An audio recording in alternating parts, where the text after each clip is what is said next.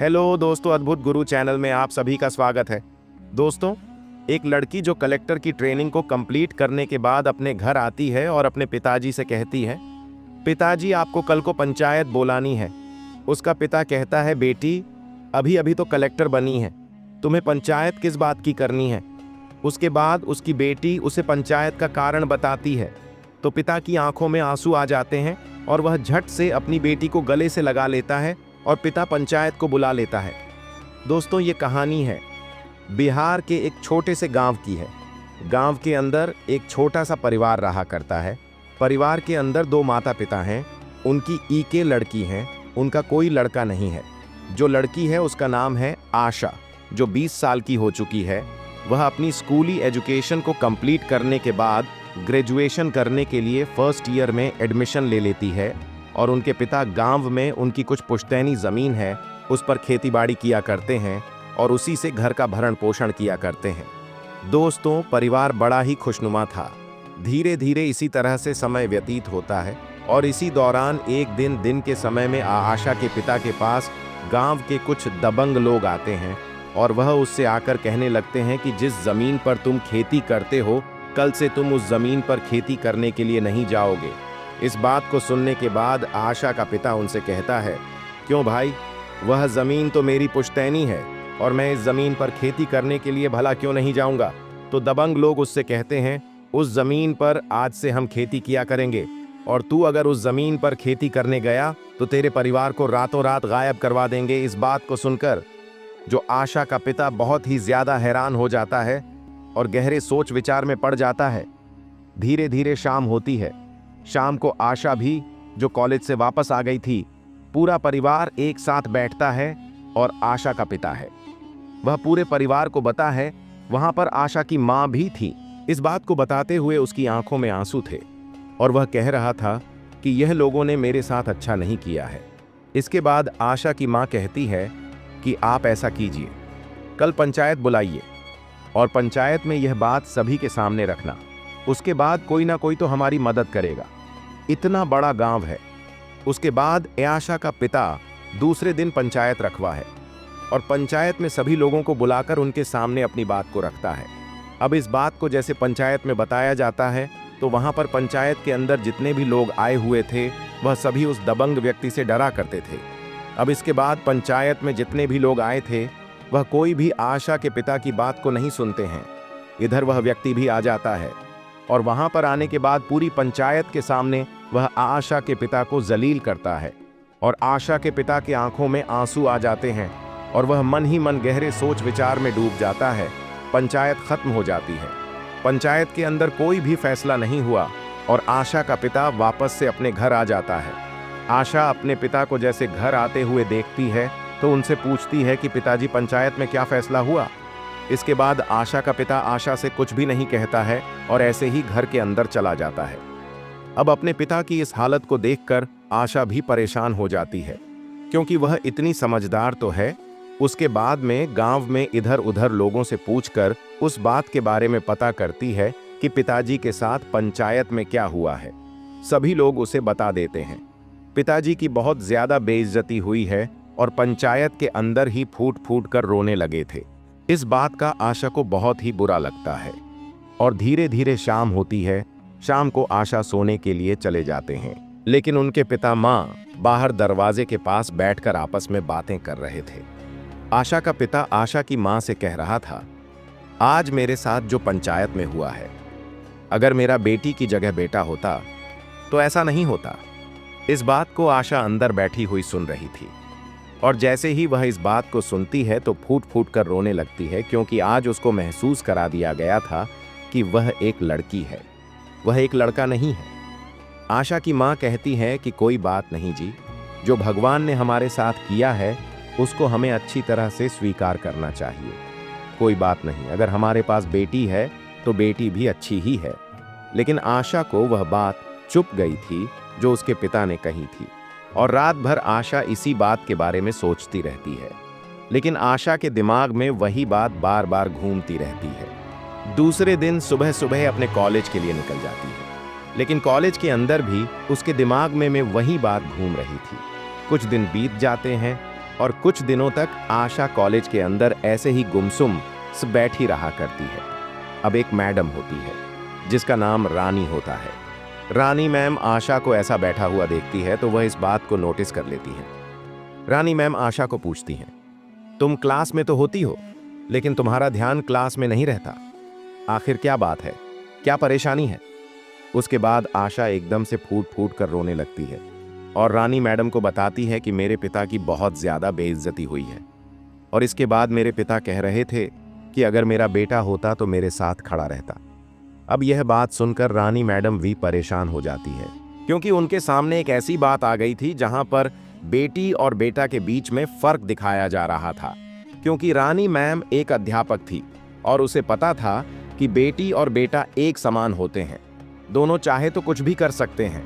वह आशा को समझाने लगती है, कहती है, बेटी कोई बात नहीं, तुम पढ़ लिख कर एक अच्छी सी पोस्ट को हासिल करो और उसके बाद तुम अपने पिता की बेइज्जती का बदला ले सकती हो। इस बात को सुनने के बाद आशा के अंदर भी जोश भरता है और आशा भी अपनी मैम से वादा कर देती है कि मैडम मैं पढ़ लिख कर एक बहुत बड़ी अधिकारी बनूंगी। और उसके बाद धीरे धीरे समय व्यतीत होता है। समय के साथ साथ उसकी ग्रेजुएशन कंप्लीट हो जाती है और उसके पिता उससे कहते हैं कि बेटी अब तू जवान हो गई है, तेरी शादी करा देते हैं। लेकिन आशा कहती है, पिताजी मुझे पढ़ लिख कर एक बड़ा अधिकारी बनना है और उसके बाद ही मैं शादी करूंगी। अब वह अपनी मेहनत को जारी रखती है। वह अपने पिता से कहती है कि पिताजी मैं बड़ा अधिकारी बनने के लिए बाहर जाना चाहती हूँ और कोचिंग के लिए मैं पैटना जाना चाहती हूँ। उसका पिता उसे खुशी खुशी कोचिंग के लिए पैटना भेज देता है क्योंकि आशा का पिता अब एक कंपनी में जॉब करने लगा था और उस कंपनी के पैसों से ही वह अपनी बेटी को कोचिंग करवाने के लिए पैटना भेज देता है। क्योंकि उसकी खेती बाड़ी तो उन लोगों ने छीन ली थी, लेकिन कंपनी में जहां वह काम किया करता था वहां पर उसे अच्छी खासी सैलरी मिल जाया करती और उसके बाद वह कुछ पैसे बचाकर अपनी बेटी की कोचिंग के लिए कुछ पैसे भेज दिया करता है। धीरे धीरे समय बीतता है। समय के साथ साथ आशा वीआई मेहनत करती रहती है और इसी मेहनत के दौरान एक दिन आशा की मेहनत रंग लाती है। उसका यूपीएससी क्लियर हो जाता है और वह एक डीएम बन चुकी थी। अब जैसे ही उसे पता चलता है कि वह डीएम बन चुकी है तो उसके बाद आशा फूट फूट कर रोने लगती है और आशा की फ्रेंड आशा को शांत कराती है और कहती है, तू इस तरह से क्यों रो रही है, आखिर तू डीएम बन गई है। उसके बाद आशा थोड़ी सी शांत होती है लेकिन उसकी आंखों से आंसू लगातार निकल रहे थे और वह अपनी मैडम को फोन करके बताती है कि मैम आज मैं एक डीएम बन गई हूँ।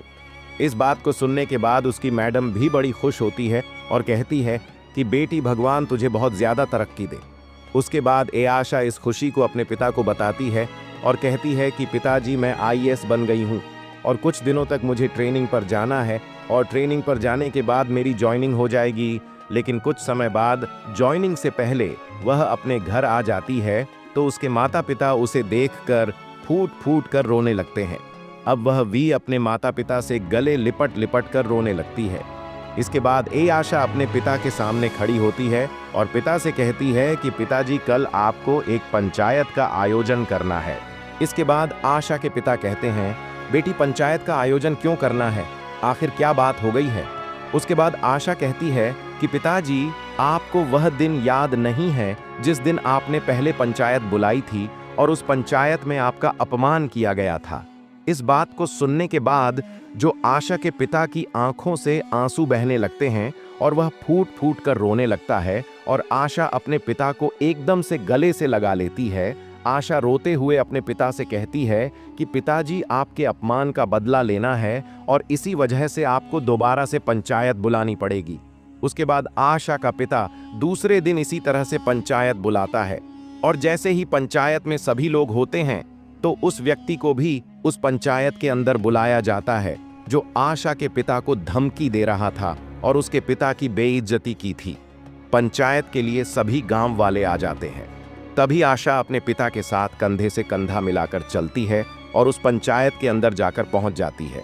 वहां जाने के बाद आशा पंचायत में खड़ी होकर बोलने लगती है और पंचायत के लोगों से कहती है कि आपने 5 साल पहले जो फैसला किया था वह फैसला हमें अच्छा नहीं लगा। उस फैसले को आप दोबारा से कीजिए और आज मैं अपने पिता के साथ खड़ी हुई हूँ। उसके बाद कुछ लोग आशा के पिता से कहते हैं, तू अपनी बेटी को क्यों लेकर आया है? तभी आशा का पिता बता देता है, मेरी बेटी डीएम ऑफिसर बन गई है।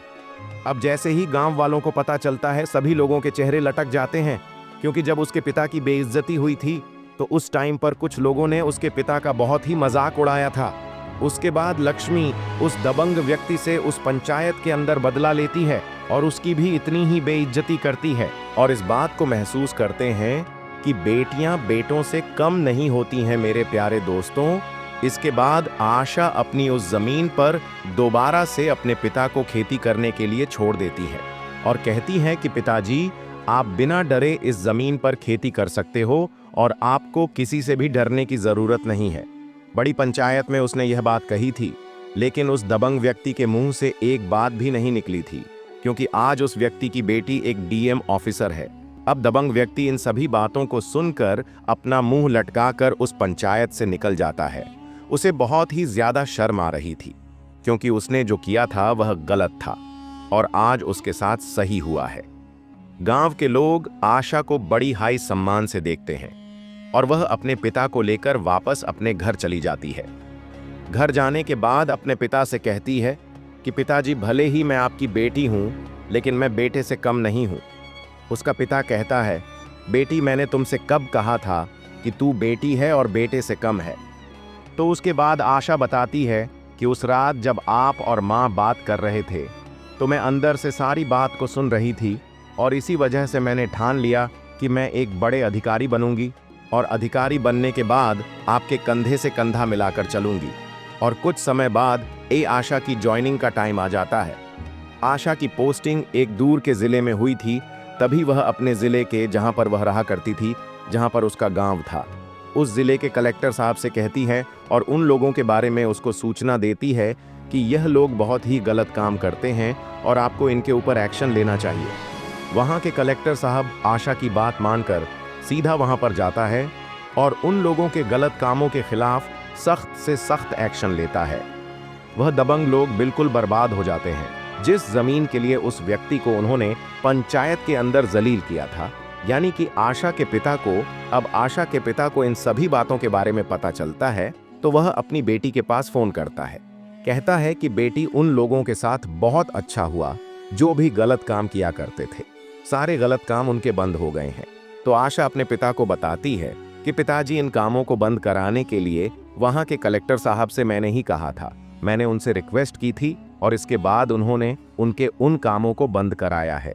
इस बात को सुनने के बाद आशा के पिता का सीना और भी चौड़ा हो जाता है और वह अपनी बेटी होने पर बहुत ही ज्यादा गर्व महसूस करता है। तो मेरे प्यारे दोस्तों, यह कहानी एक लड़की आशा की, जिसके पिता की पंचायत में बेइज्जती की गई और उसी बेइज्जती के कारण वह एक डीएम ऑफिसर बन गई। आप क्या कहना चाहते हो? आपकी जो भी राय कमेंट बॉक्स में लिख सकते हो, लोगों के साथ शेयर कर सकते हो और हमारे चैनल को सब्सक्राइब कर सकते हो। जय हिंद, जय भारत। आपका धन्यवाद।